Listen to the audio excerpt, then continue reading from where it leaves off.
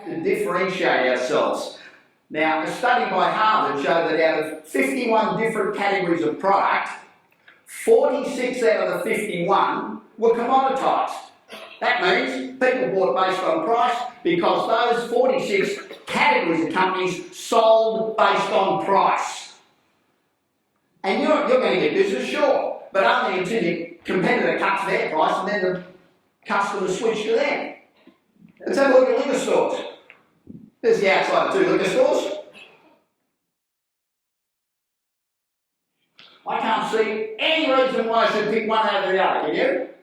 They both look totally unappealing. They all look exactly the same, unless you differentiate yourself.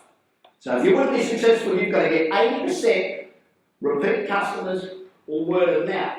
So how do you do that? First way is awesome customer service.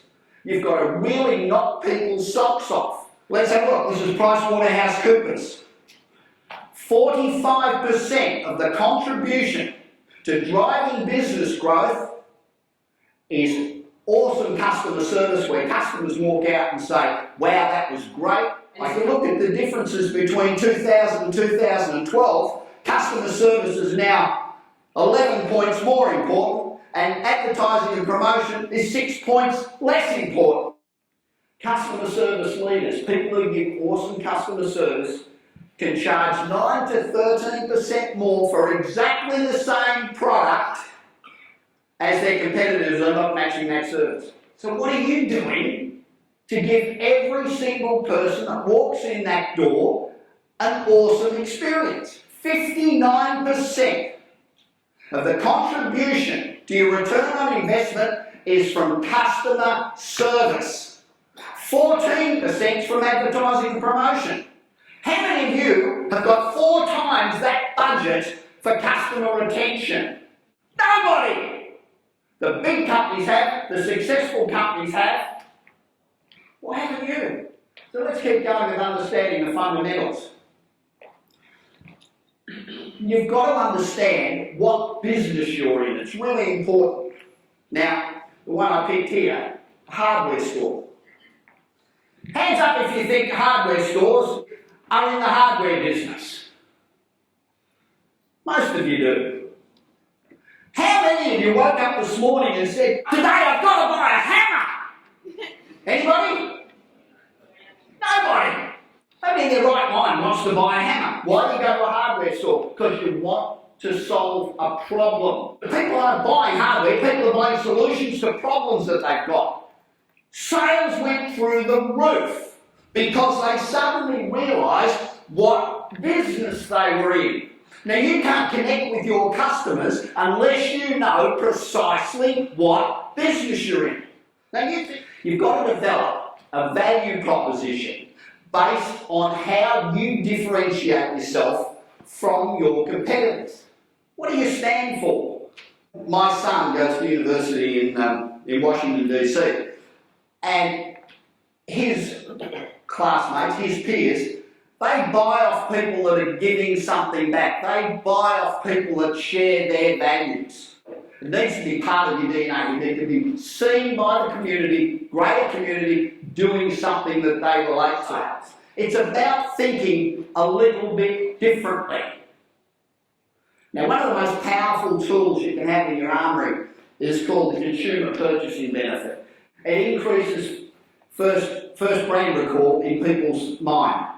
It's the first thing you think of. So what's your CPB? Why should people buy from you? It can't be price. Because price is not a value proposition. Emotion. One of the things that too many of us don't realise is that science has proven that every single decision we make is made emotionally. Then we will justify it pragmatically, but initially we will make that decision emotionally. How many of you have been to Disneyland? So a week before we say to our kids, in a week we're going to go to Disneyland. What's the first thing they do? Oh, yeah, how many more sleeps was that? Now, they haven't been to Disneyland yet. They don't know what the hell it is. But they're excited about going there. You get to Disneyland, and what's the first thing you see? A line. And it's not just a little line, it's a ripper. But that's okay, this is the happiest place on earth. Then you get to the gate, and they say, 2 adults, 2 children, $240, and you go, what? Oh, that's all right, happiest place on earth. No problem. So then you go on the ride, 3 minutes later, it's over. The average person that goes to Disneyland, it's a true story, stands in a line for 6 hours and 20 minutes. And what do you say when you leave? Wasn't that fantastic? When are we going in next week?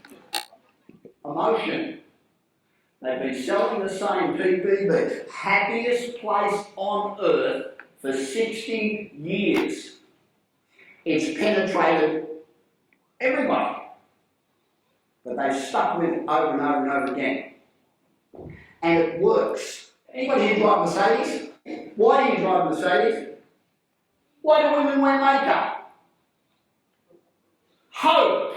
I hope I can look better than I do when I get out of bed. That's emotion. Every single thing you do is about emotion. So where's the emotion in yourself? If we want to stay in business for the long haul, we can get more efficient. You know, we can have more efficient warehousing, we can have more efficient everything, we can negotiate better prices, but at the end of the day, we're still selling based on price.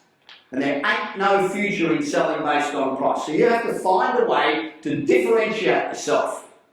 Now that as a company, you need to differentiate yourself, and your own stores. If you're in a town with 5 competitors, and 2 of them are big guys and aren't going away anytime soon, you need to find a way to be closer to the community, to develop some affinity with the community where they want to support you rather than supporting the big guys. So you need to look at the way you advertise, you need to look at the way you position yourself, how you communicate with your customers, how you make sure that you continue to communicate with your customers and continue to develop a database and relevance. You know, it's all right to have a fantastic database of product and what's moving where and when and how and why. That's great. But the most important database you can develop is about people. Where and when and what and why and how. Thank you.